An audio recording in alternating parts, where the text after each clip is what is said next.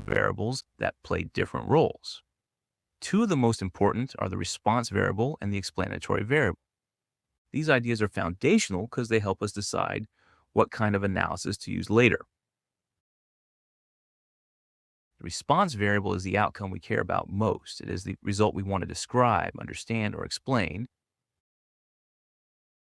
You may also hear the response variable called the outcome variable or the dependent variable. A useful question to ask is, what are we trying to learn about? The answer to that question is usually the response variable. Suppose a company redesigns its website and wants to know whether results improve. The response variable would be whether a visitor makes a purchase because that is the outcome of interest.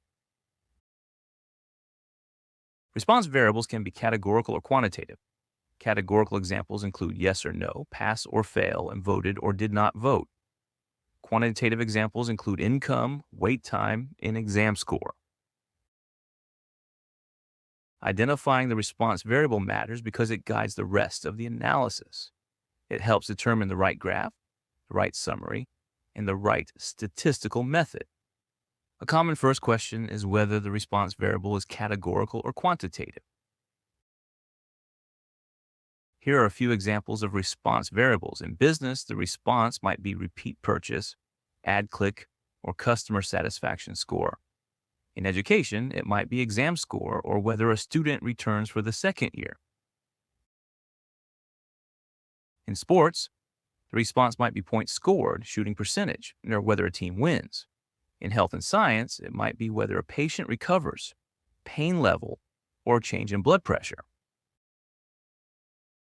To identify a response variable, ask what outcome is being measured, what result researchers are trying to explain, and what is being affected. That affected outcome is usually the response variable.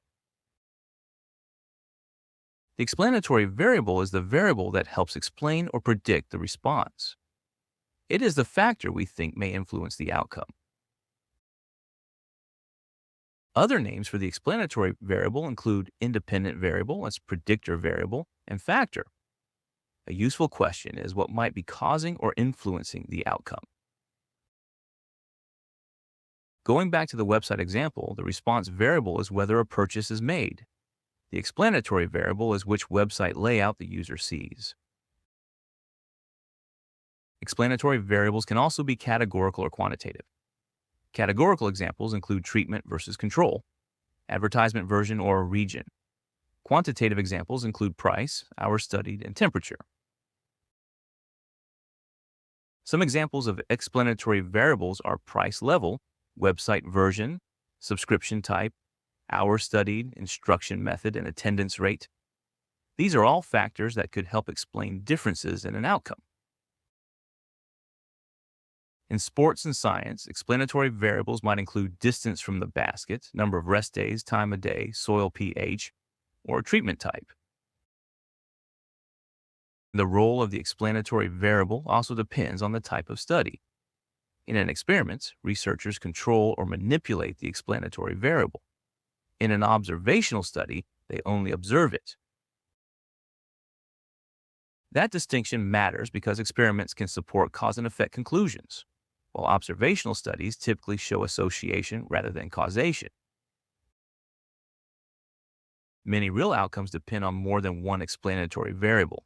For example, customer satisfaction may depend on price, service, and wait time, while exam performance may depend on study time, attendance, and prior knowledge. To identify an explanatory variable, ask what is being changed, what groups are being compared, and what might explain differences in the outcome.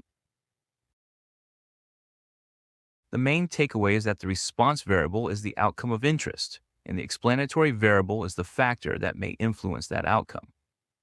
Identifying both clearly is the first step toward choosing the right statistical method.